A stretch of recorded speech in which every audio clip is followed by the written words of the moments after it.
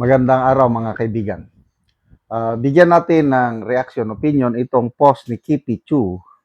Isinare lang niya ang post ni Lovely Granada, yung taga Mindanao na number one critic vlogger ni BP Sara. Connection ito sa nangyari sa Ateneo de Zamboanga. Sabi ni Lovely Granada, bakit tuwing may political damage ang kampo ni Sara, biglang may school violence somewhere to dominate national narrative? May pattern eh. Paulit-ulit. Sabay-sabay din sila release ng narrative.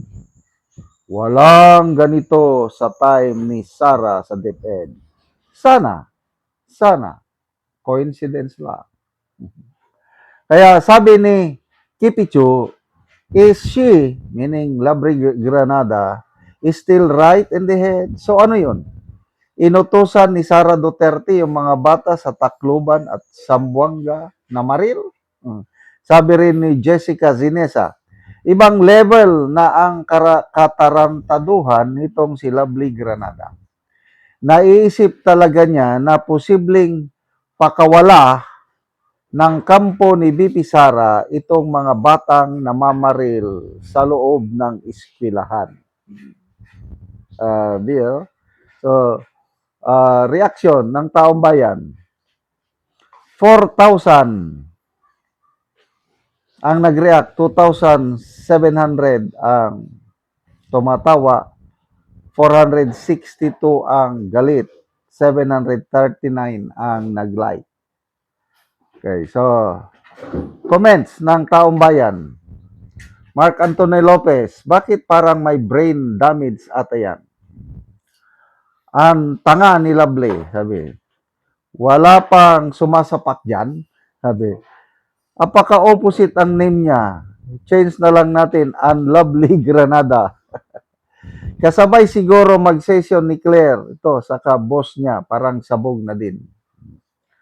Favorite motto nila, it does not have to be true, just sounds like it. There's something in her head, something small. May tama ang baba nito. Ay, Diyos ko, obsessed talaga. Yes, the word is obsessed. Yung kanyang, itong si Lovely Granada, yung kanyang galit sa mga Duterte, nag-uumapaw na sa tingin niya sa mga Duterte, sila yung malas.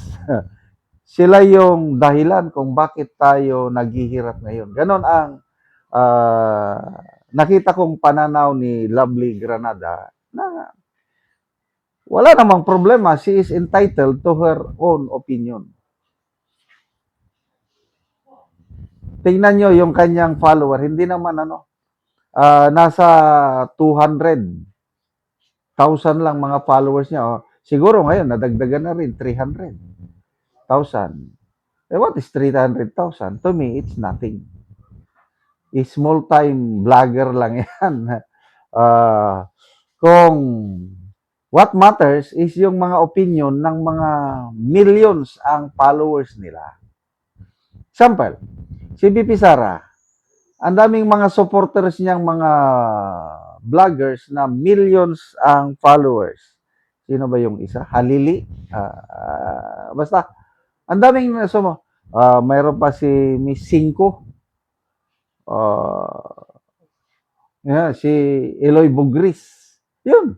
Mga millions ang followers nun. So ito naman si Lovely Granada, pagbigyan na lang natin.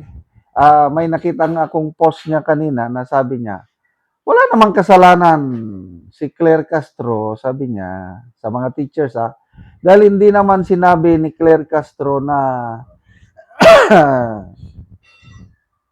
kasalanan ng teachers yung nangyari sa Zamboanga. Tapos, ibang teachers. Ganon lang. Hindi naman yan nilahat. Ganon. Todo depensa siya sa kanyang best friend. I don't know. Basta, ito, labanan ng public, excuse me, labanan ng narratives or public opinion.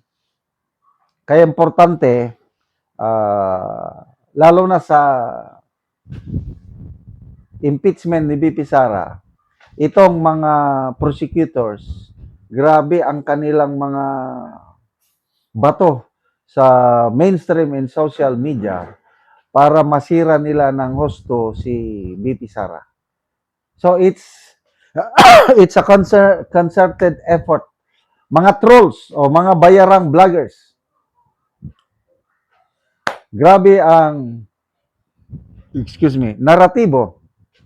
They're trying to pin down BP Sara.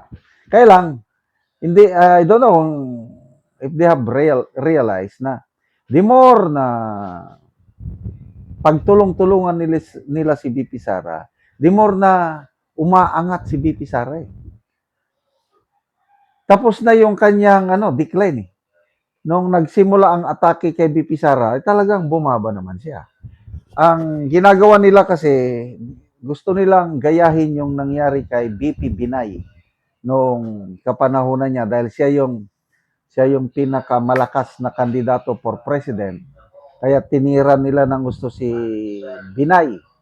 At totoo nga, hindi na siya nakabangon. Pagbulusok ng kanyang ratings, wala na. Kaya talo si Binay. But iba si BP Sara eh. Nung tinira nila si BP Sara, talagang nagsimulang bumaba. But ngayon, tumataas na ang kanyang numbers. Kaya mali ang kanilang ginagawa strategy kay BP. Dapat mag-isip sila kung ano ang iba pa nilang gawin. Itong impeachment, isa yan, another approach. Kailang tingin nila, hindi nila kayang makonvict si BP Sara. Kaya dito na lang, public opinion, narrative, kung ano-ano na lang ang ibabato kay BP Sara, hoping na mapahina nila ang voters o fan base ni BP Sara. But ang DDS kasi, yan eh, organic yan, hindi na magbabago yung DDS.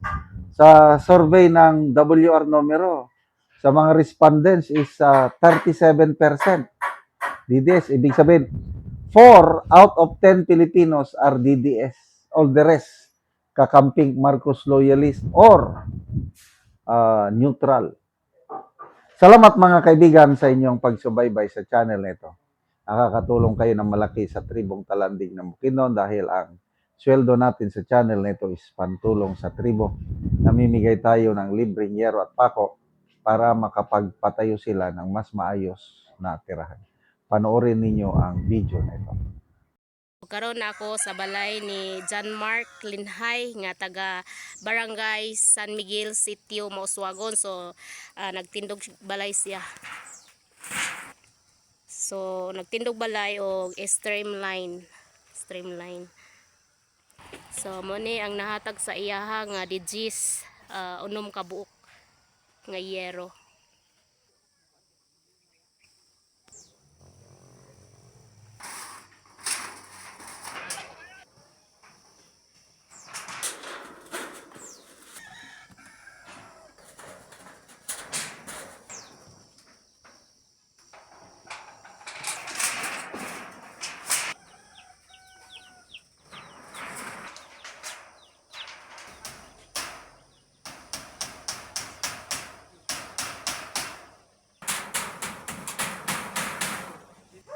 So karon humana ang balay nga gipatindog balay.